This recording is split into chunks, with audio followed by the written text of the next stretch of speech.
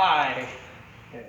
So guys, today we're going to dig in a little deeper to the front headlock situation. So just to put that in context, grab in the front headlock, please.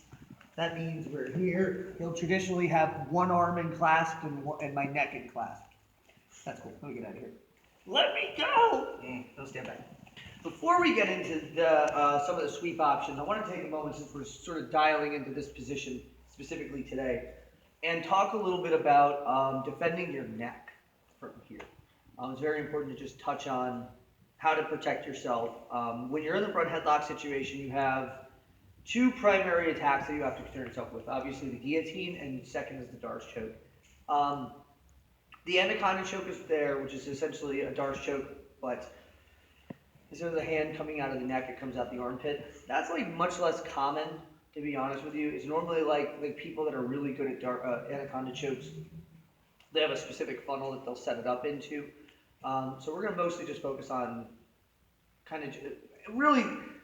we're mostly focusing on the arm and guillotine and the Darce, but honestly the principles that we're going to talk about today are basically universal. So when we defend guillotines, one of the most common instincts that people have, and it's sort of like an intuitive instinct, but it's wrong, is to tuck their chin and kind of protect their neck this way.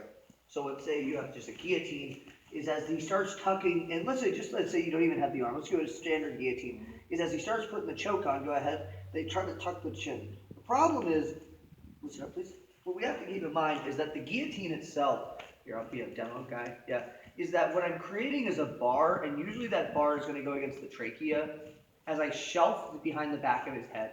So no matter how deeply he tucks his chin, if I get under it, it's just the juxtaposition of the shelf behind the head and the sort of frame going up into the kind of the trachea. So what I have to think about here, if I could just get you back there, is I have to beat this juxtaposition. The frame against the trachea and the kind of frame against the back of the head. So what Mike here is going to do is he's going to look to the sky.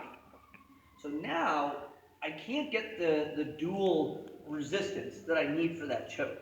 So to demo, if I have you here in the guillotine, let's say you don't do it yet. If he tries to tuck his chin to defend, I'll just keep cradling his neck until it becomes a choke.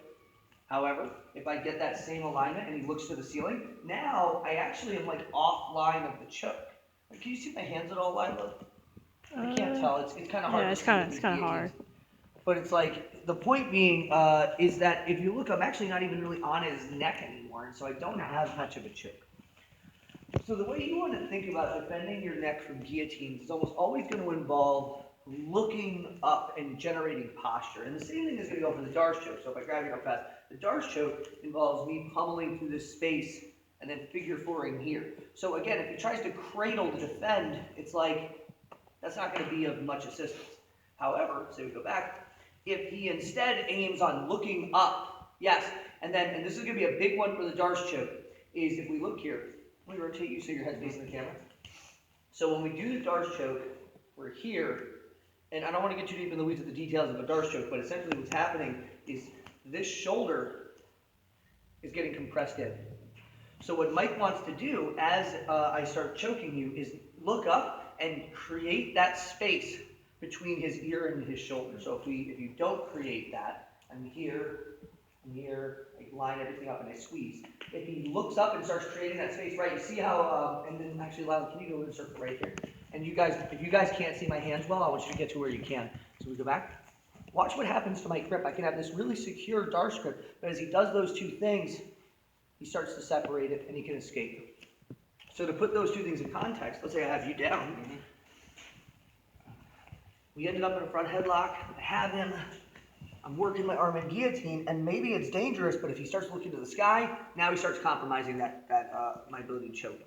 Furthermore, do you want to, Lila, can you sort of see what's happening here? Guillotines are always kind of awkward anyway. Yeah. But basically, see, your head's tucked. I'm here. I'm dangerous, especially if I can transfer to this. He starts looking to the ceiling. Now it's hard to finish.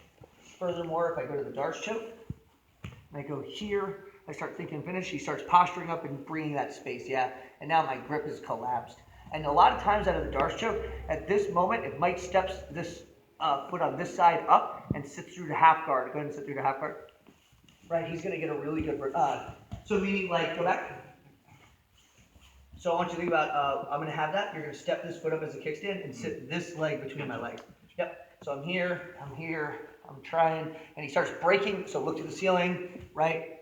Yep, exactly. And now he sits through the half. Does that make sense, guys?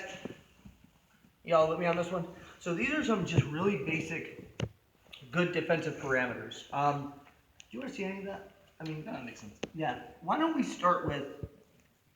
Let's practice that for just a couple of minutes. I don't want to spend too much time on it, but since we're focusing on the front headlock, those are going to be the big things. So what I want you guys to focus on. Oh, and of course, always.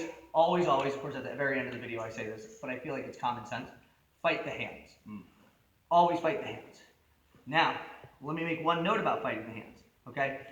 Let's stand up one more time. That was a good technical stand up too with the camera here. Right? Do you ever do this? Keep raising your thumb to the ceiling. Go ahead, 100%. And go back. Raise your thumb to the ceiling.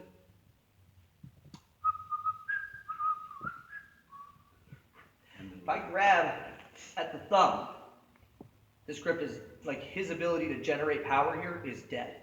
So, let's say turn your back to the camera, please. In fact,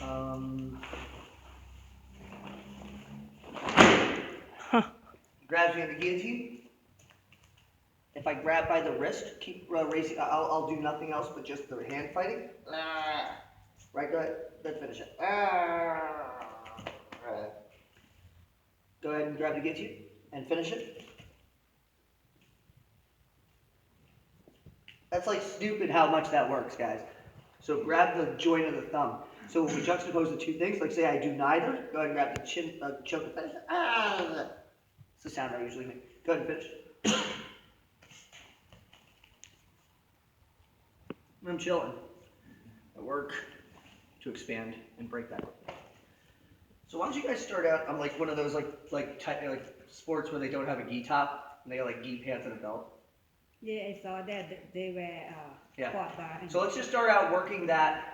You guys can do it from the feet and then maybe start from the feet and play through those two ideas and then try it on the ground. And we'll just take a few minutes to practice that. And then we will move on to the sweep and attack options. Hiya! We'll partner up. 1, 2, 3.